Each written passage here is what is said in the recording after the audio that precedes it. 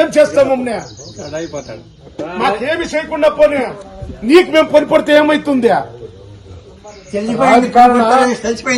ರಾಜಕಾರಣ ಬಹಳಷ್ಟು ಒಳ್ಳೆಯದಲ್ಲ. ಚಿಕ್ಕಬಳ್ಳಾಪುರ ಶಾಸಕ ಪ್ರದೀಪ್ ಈಶ್ವರ್ ನಡವಳಿಕೆ ಬೇಸರ ತಂದ ಹಿರಿಯ ಕಾಂಗ್ರೆಸ್ ನಾಯಕರಿಗೆ ಕಳೆದ 2 ದಿನಗಳಿಂದ ಚಿಕ್ಕಬಳ್ಳಾಪುರ ವಿಧಾನಸಭೆಯಲ್ಲಿ ಇದೇ ಹಾಟ್ ಟಾಪಿಕ್ ಆಗಿ ಮಾತನಾಡಿಕೊಳ್ತಿದ್ದಾರೆ.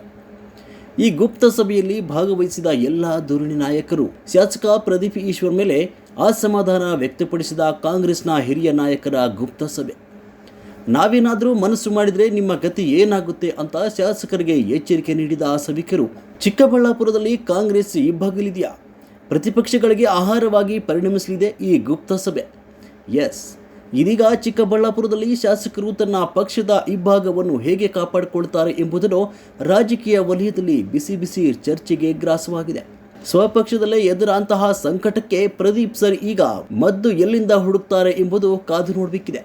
ನಾನು ಅಂಥದ್ದು ಇದಿಲ್ಲ, ಬಟ್ ನನ್ನ ಗಮನಕ್ಕೆ ಪಕ್ಷ ವಿರೋಧಿ ಚಟುವಟಿಕೆ ಮಾಡಿರೋರನ್ನ ಪಕ್ಷ ಕ್ರಮ ತಗೊಂಡಿದೆ, ಸ್ಟೇಟ್ ಕಮಿಟಿ ಸಸ್ಪೆಂಡ್ ಮಾಡಿದೆ.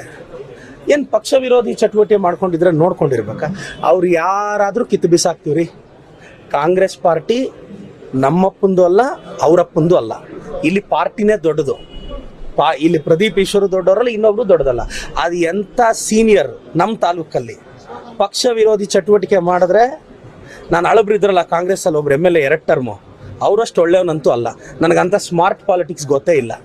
ಎಲ್ಲ ಸಹಿಸ್ಕೊಳ್ಳೋಕ್ಕೆ ಪಾರ್ಟಿ ವಿರುದ್ಧ, ನಮ್ಮ CM ಸಾಹೇಬ್ರ ವಿರುದ್ಧ, DCM ಸಾಹೇಬ್ರ ವಿರುದ್ಧ, ನಮ್ಮ ಮಿನಿಸ್ಟರ್ ಸಾಹೇಬ್ರ ವಿರುದ್ಧ ಯಾವನಾದರೂ ಪಬ್ಲಿಕ್ಕಲ್ಲಿ ಮಾತಾಡಿದ್ರೆ ಅರ್ಧ ಗಂಟೆ ಕಿತ್ತು ಬಿಸಾಕ್ತೀನಿ. ನನ್ನ ಲೀಡರ್ನ ಯಾರು ಮಾತಾಡಬಾರ್ದು. ಏನು ಡ್ಯಾಮೇಜ್ ಆಗಲ್ಲ ಸರ್. ಪಾರ್ಟಿ ದೊಡ್ಡದು. ಈ ಪಾರ್ಟಿ, ನಾನು ಹೇಳೋದು ಪಾರ್ಟಿ ಸಿಂಬಲ್ ದೊಡ್ಡದು ಸರ್. ಇದು ಕಾಂಗ್ರೆಸ್ ಭದ್ರಕೋಟೆ. ಈ ಕೆಲವರು ಪಕ್ಷ ವಿರೋಧಿ ಚಟುವಟಿಕೆ ಮಾಡಿದಾರಲ್ಲ, ಈ ಕೆಲವ್ರನ್ನ ಕಿತ್ತಾಕಿದ್ದೀವಿ, ನೆಕ್ಸ್ಟ್ ಕಿತ್ತಾಕ್ತೀವಲ್ವಾ, ಅವ್ನು ಯಾವನು ಮೊನ್ನೆನೂ ನಮ್ಗೇನು ಕೆಲಸ ಮಾಡಿಲ್ಲ. ಕೆಲವರು ಇವತ್ತು ಯಾರು ಗುಂಪು ಕಟ್ಕೊಂಡು ಆ ದುರ್ಗಾಶ್ರೀ ಗ್ರ್ಯಾಂಡ್ ಹತ್ರ ಮೀಟಿಂಗ್ ಮಾಡ್ತಾರಲ್ಲ ಅಯೋಗ್ಯರು, ಅವನೊಬ್ಬನು ಯಾವನು ಕೆಲಸ ಮಾಡದೇ ಇದ್ದಾಗಲೇ ನಮ್ಗೆ 77,000 ಓಟ್ ಬಂದಿರೋದು. ನನಗೆ ಭಾಳ ಖುಷಿ ಆಯಿತು. ಇವರೆಲ್ಲ ವಿರುದ್ಧ ಆದರೂ ನಮ್ಮ ಪಾರ್ಟಿಗೆ 77,000 ಓಟ್ ಇದೆ ಅಲ್ಲ ಅಂದರೆ ಈ ಅಯೋಗ್ಯ ಕೆಪಾಸಿಟಿ ಅಷ್ಟೇ ತಾನೆ. ಇವ್ರು ಇಲ್ಲದೆ ಇದ್ರೂ ಕಾಂಗ್ರೆಸ್ಗೆ 77,000 ಓಟ್ ಬರುತ್ತೆ. ಹಿಂದೆ ಹೇಳಿರುವ ಹಾಗೆ ಪಕ್ಷಕ್ಕೆ ದ್ರೋಹ ಬಗೆದ್ರೆ ನಾನು ಯಾವ ಹಿರಿಯ ನಾಯಕರನ್ನು ನೋಡಲ್ಲ, ಯಾವ ಪಕ್ಷದ ಸದಸ್ಯರು ನೋಡಲ್ಲ, ಹಿಂದೆ ಇರುವ ಪಕ್ಷದ ಶಾಸಕರಷ್ಟು ಒಳ್ಳೆಯವರು ನಾನಲ್ಲ ಎಂಬಂತೂ ಇಲ್ಲೂ ನಡೆಯುತ್ತಾ. ಪ್ರದೀಪ್ ಈಶ್ವರ್ ಕಾಂಗ್ರೆಸ್ ಶಾಸಕರಾದ ಮೇಲೆ ಪಕ್ಷದಲ್ಲೇ ಏನೆಲ್ಲ ಬೆಳವಣಿಗೆಗಳಾಗ್ತಿವೆ.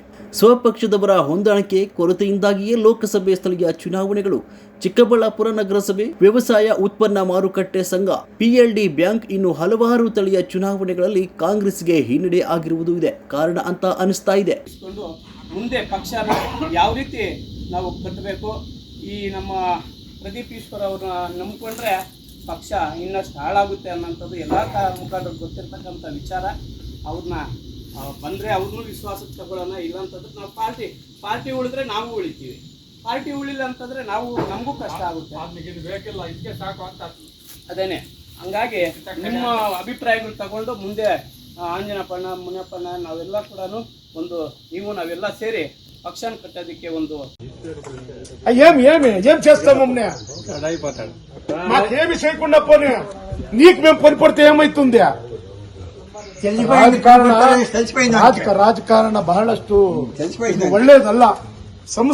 ಸಂಸ್ಕಾರದಿಂದ ಆಮೇಲೆ ಶಂಕರ ಹೇಳಿದ್ನಲ್ಲ, ಅದು ಸುಲಭನೂ ಇಲ್ಲ. ಕೂಡ್ಸಿ ಮಾತಾಡೋದು ಕಷ್ಟನೇ, ಕೂತ್ಕೊಳ್ಳಕ್ ಬರಲ್ಲ. ಯಾಕೆ ಅಂತಂದ್ರೆ ಇದುವರೆಗೂ ಕಾರ್ಯಕರ್ತರು ಮುಖಂಡರು ಮೀಟಿಂಗು ಕರೀತಾ ಇಲ್ಲ, ಮೀಟಿಂಗ್ ಮಾಡ್ತಾ ಇಲ್ಲ. ಕಾರಣ ಏನಂತಂದ್ರೆ